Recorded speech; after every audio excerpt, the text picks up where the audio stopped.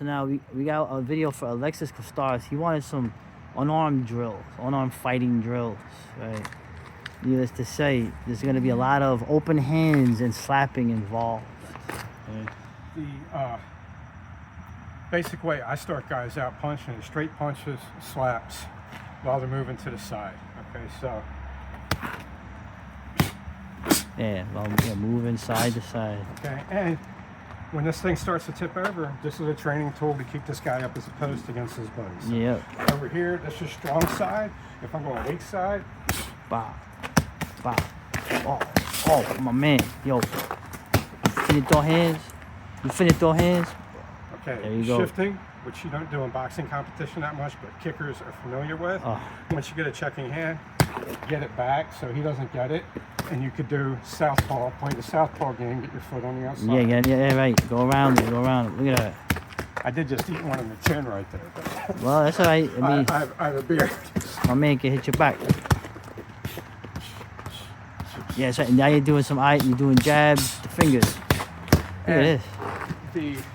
The punches, you want to be real careful where you place them, and you want to do all your self-defense punches from a situation where you're checking with your open hand. Right.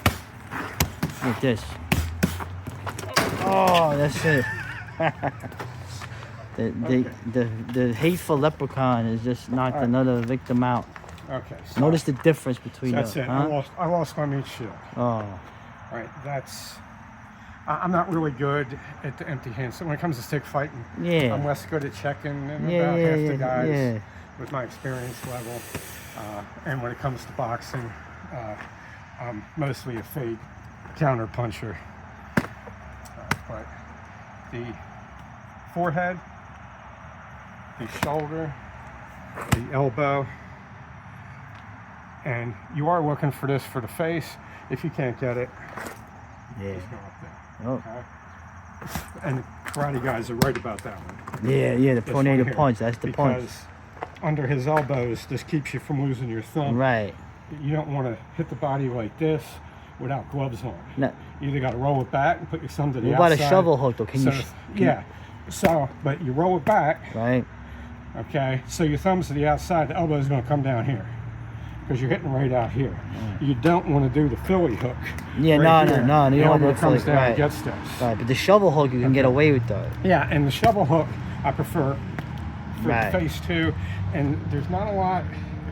If you do a really hard up jab, okay, I can't do a really hard anything. There's not a lot to identify that to the observer from the shovel hook. That's true, right? That was a weak shovel hook. Yeah, meanwhile, my Zoomers are running for their lives. Okay, so this up jab is to slide these knuckles up into the eyes. You know what, real quick, show that again. The idea that when you look at like karate dudes and then like the old bare knuckle fighters, and they're hitting the body. So the old bare knuckle fighters were doing this as a probing blow to break the nose, but they're looking to get the knuckles up in the eye socket. It slides right in. in. To pop that eye out of the socket. Bah. And then for the body, they're doing this and this. Right. And this stuff was the round blow, they called it, was just to mess the dude's ears up and distract them so that they could slide the facer in, okay, and then the special punch. And it would be more like a jab.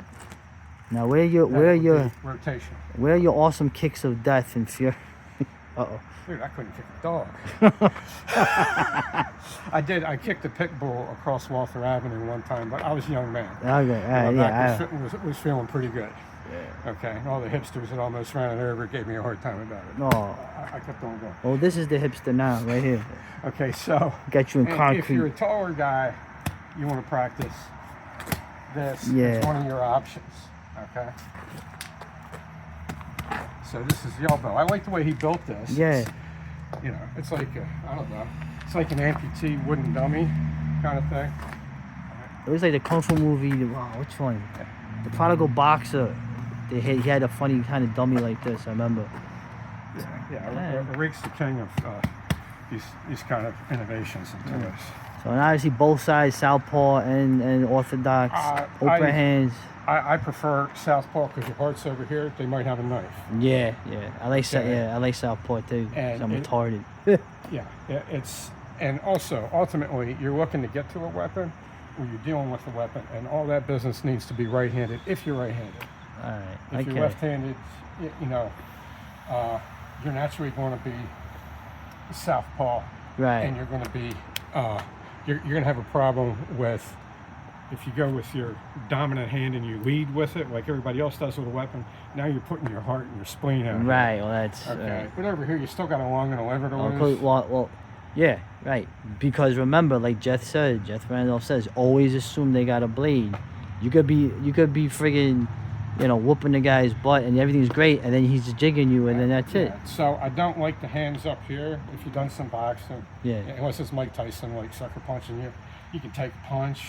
I'd rather see the hands down here because it looks better on surveillance video, and it gets this hand close to the hip in case he's going to pull something out. Yeah, that's interesting. Okay. So you like the hand? Which I'm not a grappler, I'm not a self-defense guy, but I've stopped guys from pulling knives on me just by doing this. All right, so you think keep the hands low, but you know you can eat a punch. Yeah, just because of that. Yeah, you got to. That's it. I mean, you got to get beat up some so you know how you act. When you get hit. And a lot of guys are better once they get concussed at fighting, but you need to be dialed in on the hip. So when you do your boxing, which is going to be easy because most guys that box these days do BJJ. While you're doing boxing, practice a lot of corner drills and doing escapes on the hip while you got your chin tucked. You're looking for a shoulder and a hip. Okay, I mean, Bernard Hopkins got 10 extra years out of his career doing this. You can do all the fouls. Okay, well, yeah, so just, and it works for competition, you know, you get the opponent between you and the referee so you don't get caught fouling them, and if you're being attacked by two guys, it's the same thing. All right, cool, very cool. So there's your, for Alexis Kostara, that's the unarmed stuff. Look at this. Thank you. It sounds like a Greek name, so it's probably a pretty durable skull. Okay, I haven't met a Greek with an arrow head yet that couldn't take a punch, so just keep the hands down here. Make sure you check that. All right, man, cool. All right.